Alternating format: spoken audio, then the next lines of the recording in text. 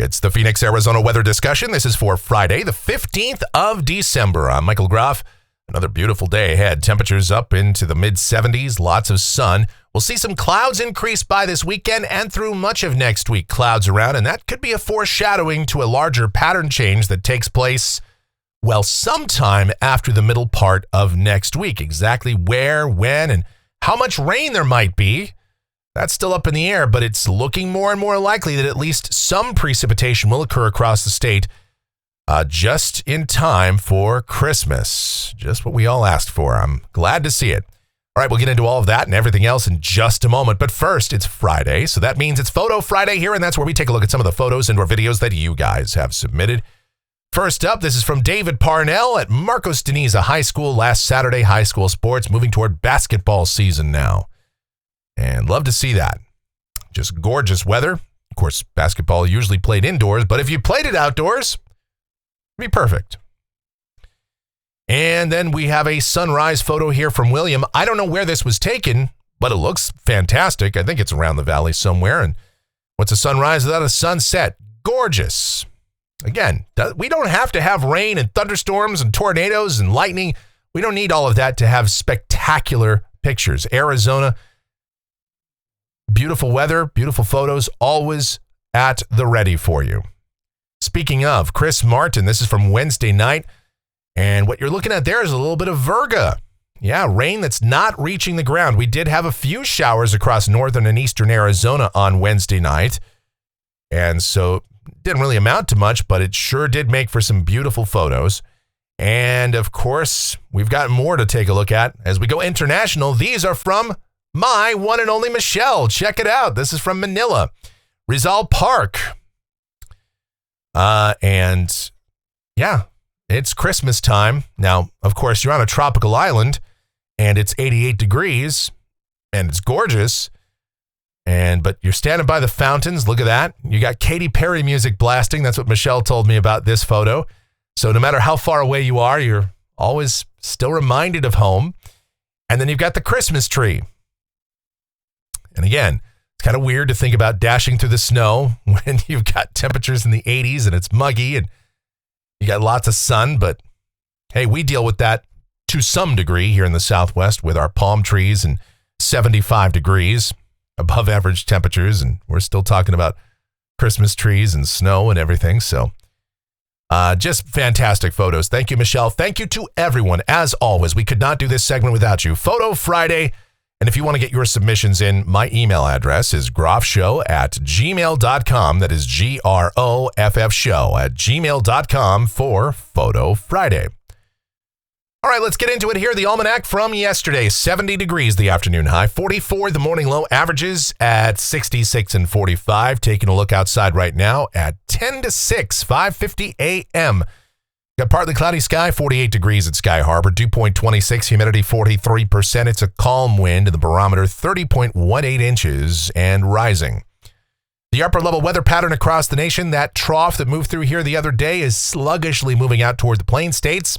It's got some moisture with it, some rain and snow from the Texas Panhandle up into the much of the Plain States. Behind it, though, a shortwave ridge is building here over the southwest.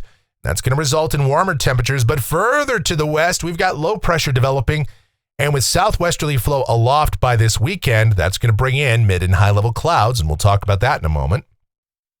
The watch warning map, pretty quiet across the country, some dense fog and rain or winter weather advisories for parts of the Texas and Oklahoma panhandles and some of the adjacent states. Air stagnation alerts and also some dense fog, again, for the same areas we've been talking about for a while, Oregon, Idaho, and occasionally into Washington State. Convective outlook for today. No organized severe weather across the country, but some thunder is possible for portions of Oklahoma, Texas, Louisiana, and South Florida. Now, I didn't prepare the graphic, but for tomorrow, our friends across the Florida Peninsula need to be aware there is the possibility of severe weather. With a surface low developing over the Gulf, we could see some very windy conditions, strong storms, maybe a few isolated tornadoes down there. Of course, we will remain quiet for a while. But check it out. This is the precipitation outlook valid through Friday morning of next week. Rain amounts in Phoenix generally under 1/4 of an inch, a bit heavier totals possible. Of course, further to the north and west of us, But I think that much of the rain from this potential change in the weather pattern will take place just at or beyond the end of this period. We'll talk about that right now as we get to the models and take a look at things. This is the GFS, the 06Z run, valid at 2 o'clock this afternoon. High pressure building in here across the southwest and what it means down at the surface. Another gorgeous Chamber of Commerce kind of day. Sunny sky, highs up in the mid-70s. Tonight, mostly clear. Maybe some clouds coming in after midnight. Lows for most of us down in the 40s. Tomorrow, we've got low pressure developing well to the west of us, but high pressure is in control for now.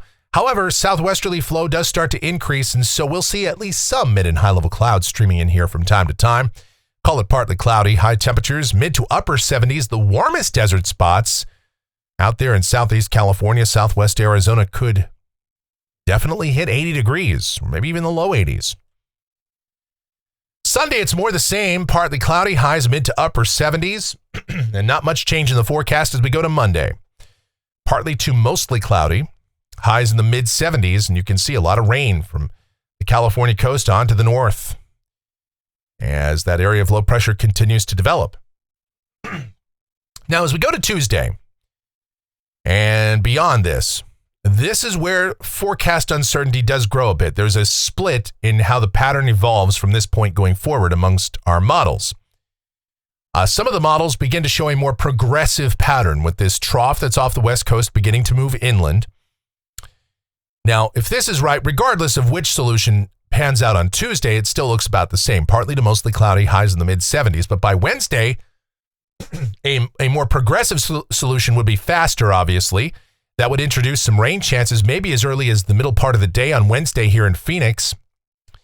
And we'd see rain on Wednesday and Thursday. But as you can see on this run of the GFS, what you're looking at here is the more amplified solution, a slower solution where this low cuts off and sort of sits out there quasi-stationary or very slowly drifts to the south and east on Wednesday and Thursday. And in that situation, we would actually stay dry on Wednesday with mostly cloudy sky and high temperatures up into the lower, maybe mid-70s. Thursday, again, we'd probably, if this solution verifies, stay dry most of the day. Rain would start to come into western Arizona perhaps by late Thursday night. But what we've done for our forecast is we've sort of split the difference between all of these solutions, and we've introduced very small rain chances by late Wednesday, slightly better chances on Thursday, but held off on the main rain chances until Thursday night and Friday. Speaking of, this is a week from today, Friday the 22nd.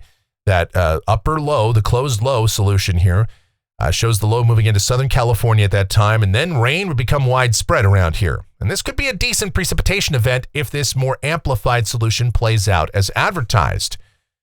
Now, this is not really a cold system, certainly not for this time of year anyway, so temperatures would still be relatively mild. We'd have highs in the 60s, and so the snow levels would remain somewhat higher.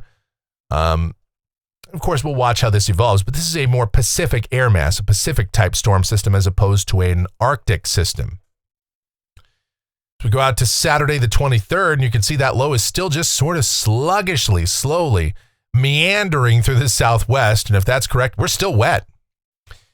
And so temperatures would be close to normal, low to mid-60s. And then going out 10 days, this is Sunday the 24th. It's Christmas Eve. And again, negative height anomalies remain over the southwest with a very big upper trough over the Gulf of Alaska. Very impressive system. And if that's right, yeah, we'd still have isolated showers around. So if we take the deterministic models, both the European and the GFS at face value, they show a more amplified solution. We could see several days of off and on precipitation. It wouldn't rain nonstop, but we'd have at least a pretty good rain event here. And that would be exactly what we all want, just in time for Christmas.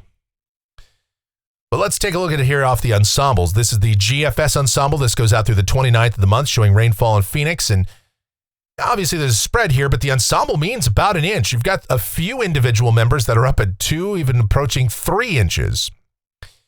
The European ensemble shows it shows a bigger spread. There's a couple of members here that show nothing. Couple more that show very little, but then you've got some members that are again up at 2 and 3 inches of rain. The ensemble mean is just a shade over an inch. And so the general idea amongst most of our model guidance, regardless of how it plays out, is that at least a turn toward more cool and unsettled weather appears likely sometime beyond the middle of next week. And then temperatures off the national blend of models, highs again, above average through at least Tuesday, Wednesday, maybe into Thursday of next week, and then lowering temps. But even, again, just taking this at face value, highs would still just be around average by the time we get out toward Christmas Eve and Christmas Day.